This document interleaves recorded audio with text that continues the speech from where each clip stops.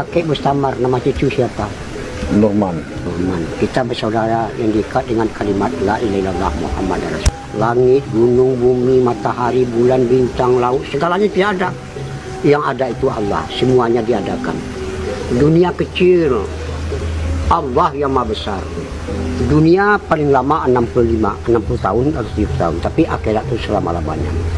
Jadi orang yang pintar itu dia memikirkan hidup sesudah mati dan hari akhirat. Tapi kalau orang yang bodoh dia memikirkan makan, minum, kawin, uang sebanyak-banyaknya. Jadi dahulu Islam itu seperti taman. Karena dakwah dijalankan yang dicontohkan Nabi, menjumpai umat tanpa diundang, tanpa minta upah. Tidak mengajak kepada organisasi, kelompok dan golongan. Mengajak diri kita taat, mengajak manusia taat. Kalaulah manusia taat, selesailah semua masalah. Tapi kalau manusia tidak mau taat, bertambahlah masalah. Kenapa?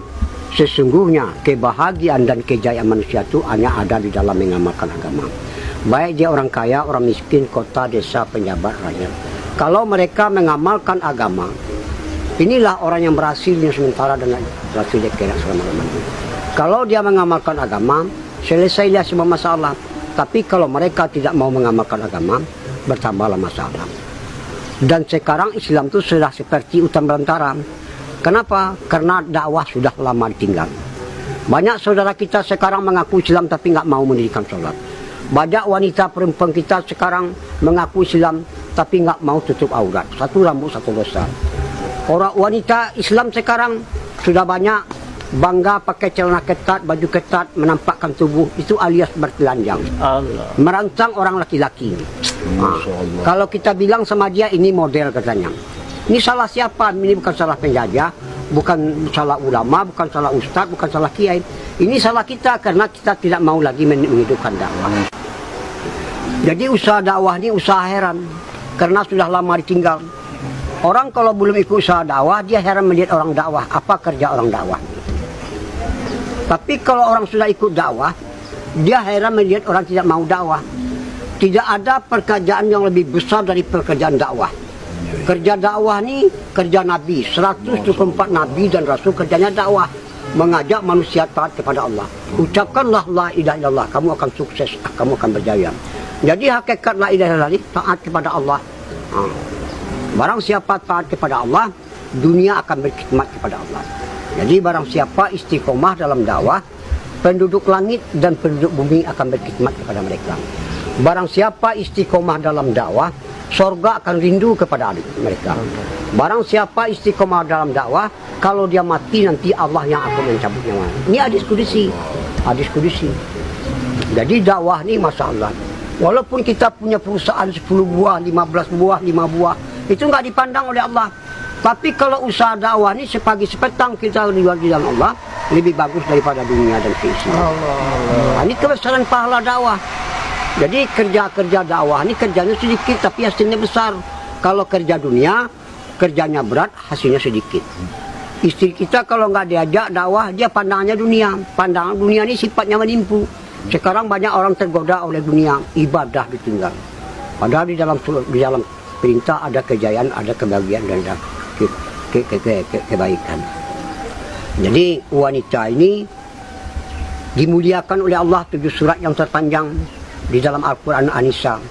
Maka itu Nabi menunjukkan surga itu di bawah telapak kaki ibu. Allah. Sebab sebuah Nabi dan Rasul dilahirkan dari wanita, yaitu ibu. Jadi wanita ini yang pertama menerima dakwah Nabi Rasulullah SAW, yang wanita Khadijah radhiyallahu anha. Yang pertama mati syahid juga wanita Sumayyah radhiyallahu anha. Jadi wanita ini diciptakan dari tulang bengkok kiri, tulang lemah. Jadi wanita ini nggak bisa dikerasin, dilemah lembutkan, disayang-sayang, dimanja-manja, disenang-senangi. Sebab di zaman sahabat, wanita ini tugasnya membina anak untuk agama dan melayani suami. Sekarang, Masya Allah, wanita ini kalau dikerasin patah dia. Allah. Jadi wanita ini tugasnya membina anak untuk agama dan melayani suami. Sekarang wanita sudah rosak di mana-mana. Sekarang wanita di pom bensin, di pasar-pasar, di swalayan, di mal-mal, di pabrik-pabrik, sampai sekarang wanita jadi TKW sekarang. Ngaku sayang sama istri, tapi justru istri disuruh sebagai penanggung jawab. Jadi penanggung jawab rumah tangga itu adalah laki-laki. Mari kita selamatkan wanita kita. Kalau kita selamatkan wanita kita, berarti kita baru orang kuat. Jadi disenangkan wanita kita. Selalu kita menafikan dunia ini. Allah Khalik, Allah Malik, Allah Razik, Allah Sami, Allah Basir, Allah Alim. La ilaha illallah. Jadi rahasianya dakwah ini, walau 4 bulan IPB, walaupun 4 jalan kaki, 4 bulan jalan kaki, 4 bulan biasa, 40 hari jalan kaki, 40 biasa, tapi 3 harinya nggak dijaga. Allah. Ini akan amburadul. Jadi kita dakwah ini tak ubahnya seperti nanam padi. Jadi kalau keluar 40 hari, 4 bulan itu masa training latihan yang dakwah tu dimakomi di kampung kita sendiri. Jadi kalau dakwah, kalau kita keluar dakwah dikencangi, kalau dimakomi akhlak dinampakkan khidmat. Jadi mudah-mudahan semua kita ajak orang ikut dakwah. Jadi kalau orang sudah ikut dakwah, dia menjadi orang kaya. Sebab orang Eropa nggak punya pabrik, PT, perusahaan, dia nggak bisa keliling dunia. Paling-paling dia bisa keliling dunia tinggal di hotel berbintang 5. Kalau orang dakwah, dia nggak punya apa-apa, tapi dia bisa memperjuangkan agama ke seluruh dunia. Allah. Tinggalnya di taman sorga, yaitu di rumah bintang bulan, di rumah Allah. Jadi orang dakwah ini orang senang. Kenapa?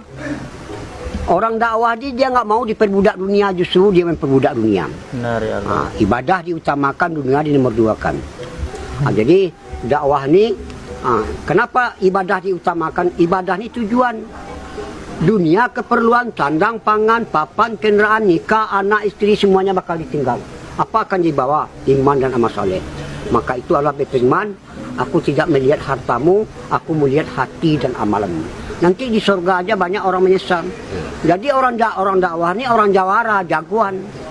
Dia nggak mau tahu siapa, mau tentara, ABRI, mau polisi, mau preman, apa saja lapisan masyarakat dia datangi, diajak supaya ikut usaha dakwah. Jadi kita, sebab dakwah ini tugasnya 3, ta'aruf, ta'aluf, targhib, dan taskin. Insya Allah kita semua ikut dalam usaha dakwah. Insya Allah. Kita tutup dengan doa para majelis. Subhanallah wa bihamdihi.